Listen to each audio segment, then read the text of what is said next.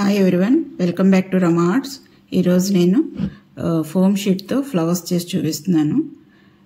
ఇవి foam sheet 0.8 mm thickness. అది పల్చగా ఉంటే ఫ్లవర్స్ చాలా బాగా వస్తాయి.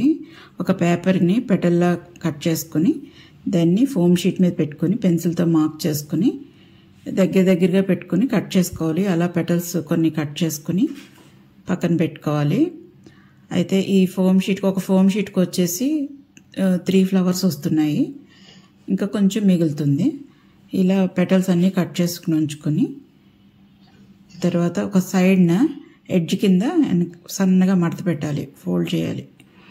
అది ఫోల్డ్ అలా ఉండటానికి మనం గోరుతో అలా గీకుతూ ఉంటే అలా ఒక లైన్ కింద సన్నగా ఫోల్డ్ అవుతుంది ఒక సైడ్కి. తర్వాత వెనకాల కూడా అలా రోల్ చేసుకుంటే పెటల్లా ఫామ్ అవుతుంది. ఇలా పెటల్స్ అన్నిటిని సైడ్ ఎడ్జెస్ ఫోల్డ్ చేసుకోవాలి, ఇంకా ఎండ్ ఫోల్డ్ చేసుకోవాలి.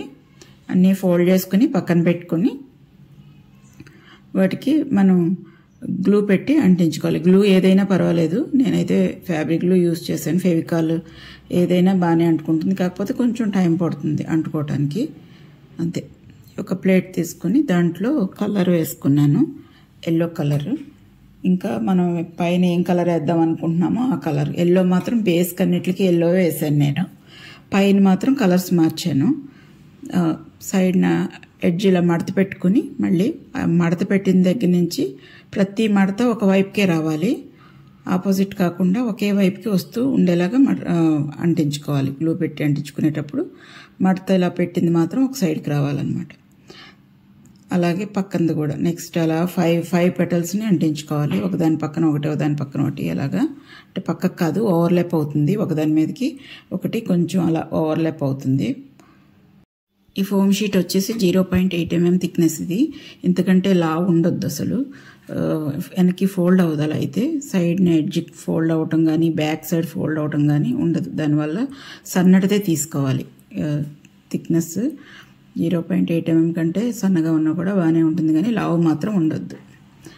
కాటన్ బడ్ ఒకటి తీసుకొని కలర్లో ముంచి కొంచెం అలా తక్కువ తీసుకోవాలి, ఎక్కువ ఉండకూడదు కలర్ దానికి బడ్కి. అది బేస్లో పామాలి. కొంచెమే అప్లై చేసి తర్వాత ఖాళీగా ఉన్న బడ్, అంటే కలర్ బడ్ కాకుండా మళ్ళీ ప్లెయిన్ బడ్ ఒకటి తీసుకొని కొంచెం షేడ్ వచ్చేటట్టుగా పైకి పామాలన్నమాట. లైట్ కలర్ పైకి రావాలి. దానికోసం కింద డార్క్ ఉండాలి, ఉండే కొద్ది లైట్ ఎల్లో అయిపోవాలి. అలాగే పింక్ కూడా ఎడ్జ్లో పింక్ పామి మొత్తం అన్ని పెటల్స్కి పింక్ అప్లై చేసేసుకోవాలి ఫస్ట్. ఆ తర్వాత మళ్ళీ ఎంటీ బడ్ తీసుకొని దాంతో నీట్గా షేడ్ వచ్చేలాగా పాముకోవాలి. ఆ పింక్ కలర్ లైట్గా ఫేడ్ అవ్వాలన్నమాట. ఫేడ్ అయ్యి తర్వాత వైట్ ఉంటుంది, తర్వాత ఎల్లో ఉంటుంది. కింద మాత్రం ఎల్లోనే ఉంచుకుని పైన మన ఇష్టం ఏ కలర్స్ మన దగ్గర అవైలబుల్గా ఉంటే ఆ కలర్స్ అన్నీ కూడా ఆ ఎడ్జ్లో పింక్ బదులు మనం అన్ని కలర్స్ వేసుకోవచ్చు. ఏ కలర్స్ వేసినా అది అందంగానే ఉంటుంది. ఇవి కలర్ఫుల్గా ఉంటాయి కూడా. ఇంకా ఫ్లవర్స్ అయితే నా ఛానల్ని ఫాలో అవ్వండి. అప్డేట్స్ కోసం బెల్ ఐకాన్ పెట్టుకోండి. ఈ వీడియో కనుక నచ్చినట్టయితే లైక్ చేయండి, షేర్ చేయండి. ఇంకా ఎలా ఉందో కమెంట్ చేసి చెప్పండి. ఇలా పెటల్స్ అన్నిటికీ కూడా ఫేడ్ చేసేసుకుని లైట్గా ఫేడ్ చేసేసుకున్నాక వాటిని కొంచెం దగ్గరికి జరపాలి. ఆరిపోవాలండి ఫస్ట్. అయితే గ్లూ అంతా ఆరిపోయాకే మనం ఇదంతా కూడా చేయాలి. గ్లూ ఆరకుండా మనం చేస్తే పెటల్స్ సపరేట్ అయిపోతూ ఉంటాయి. గ్లూ అంతా ఆరాక అప్పుడు మనం వాటిని కొంచెంగా దగ్గరికి లాగి ఎండ్లో అంటించగలుగుతాం. మళ్ళీ పెటల్స్ అన్నిటిని ఎడ్జెస్ని కొంచెం ఫోల్డ్ చేసుకోవాలి.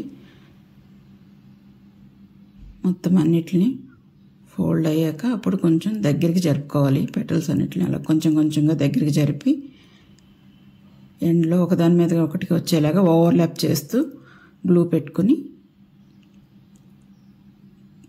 కొంచెం గ్లూ ఎక్కువే పెట్టాలి. పెట్టే కూడా వెంటనే పట్టుకుని ఉండాలి. కొంచెం సేపు ఆరకపోతే వచ్చేస్తుంది. అలా పట్టుకుని ఉండాలి. కిందకి చిన్నగా కోన్లాగా వస్తుంది అన్నమాట కాడు కింద. ఇంతేనండి ఫ్లవర్. కొంచెం గ్లూ ఆరాక అలా ఉంటుంది అది ఫ్లవర్ మొత్తం ఆరిపోయాక.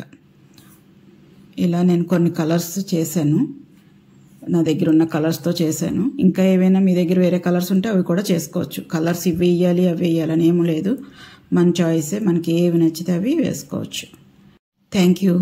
Thank you for watching.